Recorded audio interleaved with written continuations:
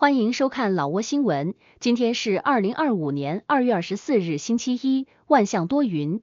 今天的主要内容有：老挝外汇报价、股市收盘行情、黄金市场报价、万象燃油价格以及老挝时事要闻。首先来关注外汇。根据老挝外贸银行最新公布的外汇价格，今日美元的银行买入价为21410基普，较上一个交易日上涨2基普，涨幅0.01%。今日泰铢的银行买入价为629.31基普，较上一个交易日上涨0.06基普，涨幅0.01%。今日人民币的银行买入价为2920基普，与上一个交易日持平。再来关注股市行情。由于昨天是周日，老交所停盘，在本周最后一个交易日，老交所综合指数收于1152.67点。接着关注黄金价格。根据老挝 PV 黄金最新公布的价格，重量为1铢的黄金金条，每根售价是3039万基普，与上一次报价持平。然后关注今天的万象油价。今天万象市各加油站执行2月20日老挝工贸部公布的燃油价格，柴油每升19510基普，普通汽油每升23620基普，95号汽油每升30010基普。接下来一起关注时事要闻。一、老挝、越南、柬埔寨加强三国合作，推动区域一体化与发展。2月22日，在越南河内举行的三国高级领导人会议上，老挝、越南和柬埔寨的高级官员就三国合作的未来发展进行了深入讨论。此次会议旨在加强三国之间在多个领域的合作，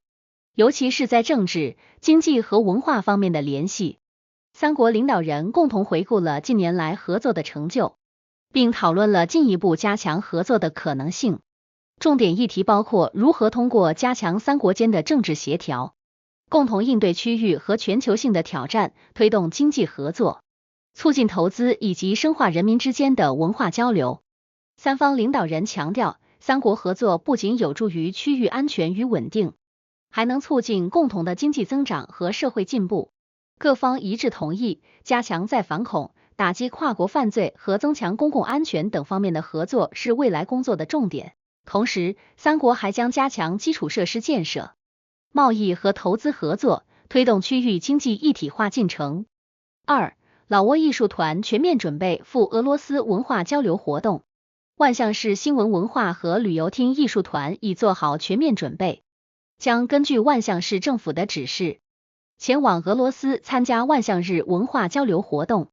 此次活动将于2月底至3月初在俄罗斯莫斯科市和圣彼得堡市举行，旨在展示老挝的文化艺术。目前，艺术团的演出准备工作已全面就绪。万象市新闻文化和旅游厅厅长维昂·彭凯乌昆西女士于2月21日接受采访时表示，此次赴俄演出的文化艺术节目共13个，内容涵盖万象市民及老挝民族的生活方式和优秀文化传统，其中包括歌曲《万象我心》、老挝兄弟民族以及龙文舞等传统舞蹈。此外，还有战八花之舞、琅勃拉邦颂等表演节目。这些演出将与莫斯科和圣彼得堡的文化艺术展示相结合，进一步深化老挝与俄罗斯的传统友谊，促进两国全面合作与团结。三、琅勃拉邦发生皮卡与旅游面包车相撞事故，5人受伤。据琅勃拉邦省红十字会紧急救援队报告，2月23日上午8点42分，在琅勃拉邦市区前往光熙瀑布的路上发生了一起交通事故，一辆皮卡车与一辆运送游客的面包车相撞，导致5人受伤，其中4名外国游客，1名老挝公民。具体伤情如下：第1名伤者额头大面积撕裂伤，髋部疼痛；第2名伤者右眉大面积擦伤，左脸小面积擦伤；第3名伤者左肘轻微变形；第4名伤者右额撕裂伤，左前臂变形；第5名伤者额头大面积撕裂伤。救援队第一时间为伤者提供了初步急救，随后将其送往琅勃拉邦省医院接受治疗。4. 老挝沙湾拿吉省省长视察并指导塞蓬县医院发展。2月20日，沙湾拿吉省省长本乔乌本帕塞前往塞彭县医院进行视察，并向患者和医护人员表示慰问。省长一行还对该医院的发展提出了指导性意见。塞彭县医院副院长阿耶西提卡洪报告称，该医院主要为周围4个县的患者提供服务，同时还接收来自甘蒙省以及沙拉湾省部分地区的患者。医院共有41名员工，其中女性23人，护士12人，实习护士23人。医院能够提供从基础到中级的医疗服务，包括剖腹产、妇科手术、腹部手术如阑尾炎、胃穿孔、肠梗阻、胆囊炎等。省长一行还实地考察了医院的基础设施，特别关注了过去工作中遇到的便利与困难，并提出了多项重要问题的指导意见，以推动医院的进一步发展。5. 老挝媒体在泰国完成区域培训项目。2月10日至21日，老挝媒体记者在泰国曼谷参加了由欧盟支持的媒体发展培训项目。培训项目负责人、国际关怀组织老挝办事处代表布坎东帕尼亚表示，此次培训与以往在老挝举办的培训不同，更注重实践操作。老挝的6名记者前往泰国的主要媒体机构，如第9频道、大众传媒、公共电视台和国家广播电视台进行实地学习。培训结束后，记者们将所学内容整理成新闻稿件和短视频，并向导师提交以获取反馈和建议。布坎东帕尼亚表示，通过此次培训，老挝记者对新闻报道的理解有了显著提升，特别是在选题和新闻角度方面。他希望这些记者能够将所学知识分享给同事，并在未来建立更广泛的环境记者网络。6. 阿达颇省一油罐车翻车致1死1伤。2月22日10时11分，老挝阿达颇省塞瑟塔县米塞村巴欧山发生一起油罐车翻车事故，造成1名男性受伤，1名女性当场死亡。救援队对伤者进行了初步救治后，将其送往阿达颇省医院。死者遗体已被送往拉散村寺庙。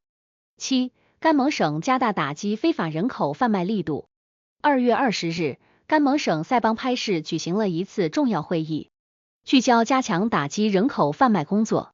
会议由省反人口贩卖委员会主持，出席的有省政府代表、塞邦拍市副市长以及相关执法部门和政府工作人员。会议首先报告了2024年反人口贩卖工作情况，并制定了2025年工作计划。会议指出，近年来老挝部分地区频繁发生人口贩卖案件，尤其是涉及外籍人员的非法工作问题。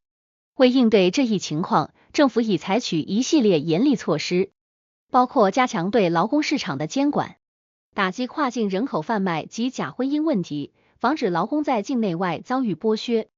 通过宣传和法律普及，政府还增强了公众对人口贩卖危险的认识。